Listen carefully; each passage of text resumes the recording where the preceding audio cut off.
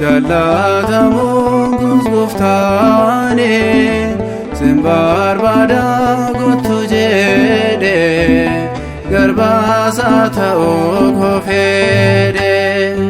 barbaadamuun koo isaani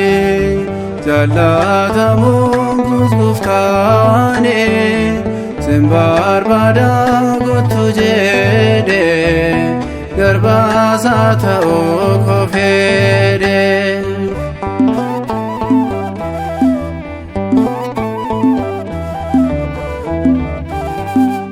aangoon waaqni qonna wajjin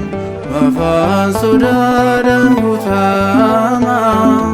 kan baadisaafis na eegu akka salphaatti gatama abdiin qaba waaqa beera waadaanaaf gaaletu jira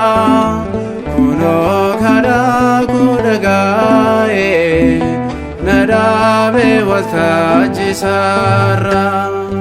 barbaadamuun koo isaani jaallatamuun gurguftaane sin barbaada kottu jedhe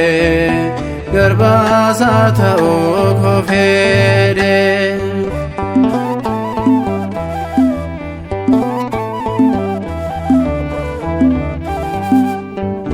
maqaasaa kan odeessu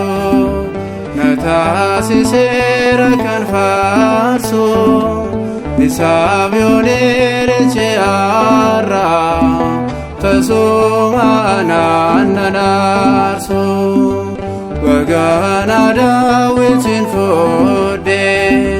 maseenqoodhaan nan faarsa gidduu diinaa koo dhaabadhe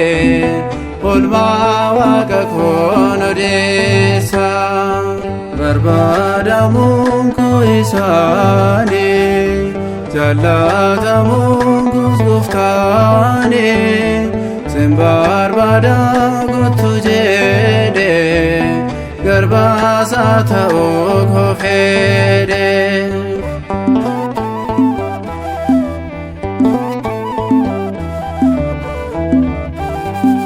kan waamamaan odanuudha garuu yaartootu fo'ama har'aas yoo ta'e waaqayyo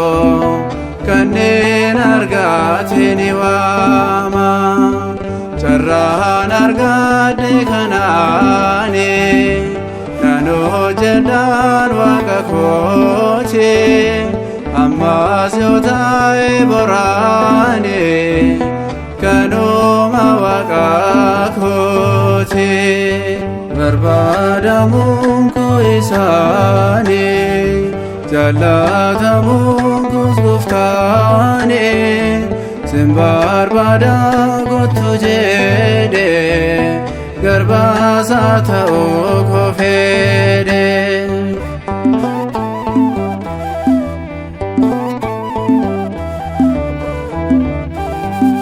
Waaqayyoon goofisaati jaallatee aanaan waammaate